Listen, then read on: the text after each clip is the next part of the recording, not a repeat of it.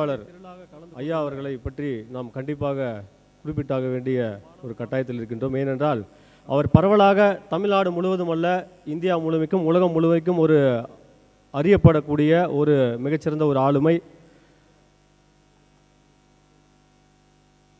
தமிழகத்திலே அறியக்கூடிய ஒரு தமிழ் கவிஞர் மற்றும் தமிழ் திரைப்பட பாடலாசிரியர் கட்டாயத்தில் இருக்கின்றோம். ஏனென்றால் மிகச்சிறந்த தமிழ் திரைப்பட இயக்குநர்களிடம் பணியாற்றிய ஒரு உதவி இயக்குனர், அதாவது பாரதிராஜா, பாலுமகேந்திரா, பாக்கியராஜ் உள்ளிட்ட இயக்குநர்களிடம் பணிபுரிந்த உதவி இயக்குனர். இதையெல்லாம் தாண்டி தமிழ் கவிதைகளையும் தமிழ் சிறுகதை தொகுப்புகளையும் நூல்களையும் படைத்திருக்கின்றார். மிகச்ச தலைப்பிற்கு மிகவும் பொருத்தமான ஒரு சொற்பொழிவாளர். நட்பு தமிழ் என்று கூறுவதற்கு இலக்கணமாக அவருடைய இயற்பெயரை பார்த்தீங்கன்னா, அவருடைய இயற்பெயர் மதியழகன். ஆனால் அவருடைய புனைப்பெயர் தான் பார்த்தீங்கன்னா அறிவுமதி.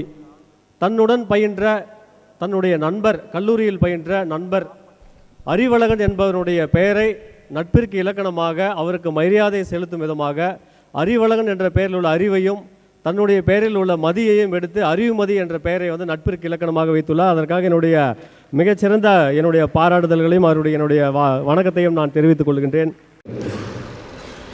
அந்த பசலைக்குடி நமக்கு தான் பசலைக்குடி 3000 ஆண்டுகளுக்கு முந்தைய அந்த நிலையாடிய பெருங்குழந்தைக்கு அது தோழி தோழி தோழி தோழி மறந்துள்ளது.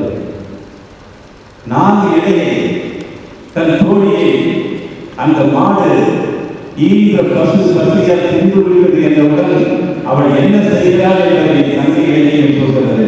ஒரு பசலை தோழியை கூட தன் தோழியாக நட்பாக வைத்த அந்த பெண், அந்த குழந்தை என்ன செய்கிறது தெரியுமா? பந்து நிலத்து எரிந்தது, அந்த பக்கத்துக்கு எரிஞ்சிச்சு. அடுத்து பாவை காலால அந்த அமைக்கிற சிற்பத்தை, சிலையை, மண் சிற்பத்தை அப்படி காலால எரித்து உடச்சி சிதைச்சிருந்தது. அது நடிக்கிறது செய்யலாம். அவங்க பையில ஐயோ ஐயோ என் பக்கத்துக்கு தின்னுச்சே என்று ஒரு பசலை தோழியை நட்பாக என் தோழியை தின்று விட்டாயே அடிமையில் அடித்துக் கொண்டு அழுத நட்பின் நாளையாக ஒரு தொழிலை தோழியாக மறைந்த ஒரு நாடு நம் தமிழ்நாடு. நட்புக்கு அவ்வளவு இல்லை. இப்ப அந்த பொண்ணு வளர்ந்து அவர் பொண்ணு அவளுக்கு அவர் தொட்டி செடியில ஒரு பூச்செடியை வச்சு தென்னைப்பணம் காவல்காரத்தோட ஒரு மலை பெயரை அவனை காதலிக்கிறார். அம்மாவுக்கு தெரிந்திருந்தது. நாளையிலிருந்து நீ காவலுக்கு போக வேண்டாம் என்று சொல்லியிருக்கிறார். அம்மா என்ன செய்வாங்க? அம்மா எப்படி சந்தையில் காதலுக்கு ஆதரவாக இருக்காங்க. இந்த அப்பா அண்ணன் தம்பிகளாம் வில்லங்களாக இருக்கிறார்கள். இன்றைக்கு மட்டுமல்ல, எதிர்த்துமே அவர்கள் தான். அப்போ அந்த பூச்செடி வச்சு தண்ணி ஊற்றி தன்னுடைய தோழியை போல வளர்த்துக் கொண்டிருக்கிறார்.